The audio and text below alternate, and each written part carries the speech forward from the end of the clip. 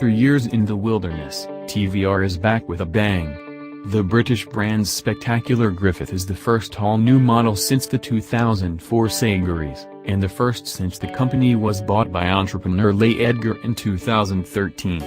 Featuring a powerful V8 engine and rear-wheel drive, the Griffith has models such as the Porsche 911, Aston Martin Vantage and Jaguar F-Type firmly in its sights.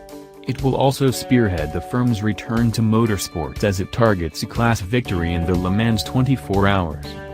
On the surface the Griffith looks like a traditional TVR, but scratch beneath and you'll find a blend of cutting-edge tech and old-school engineering.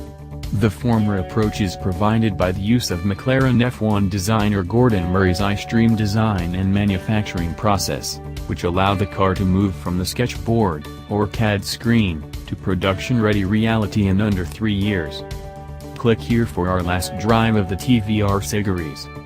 The high-tech approach doesn't extend to the engine, however, which is an off-the-shelf 5.0-liter V8 from Ford.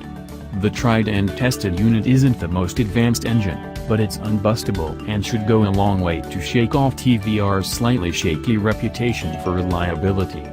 Better still, tweaks by British engineering specialists Cosworth are claimed to deliver even greater performance.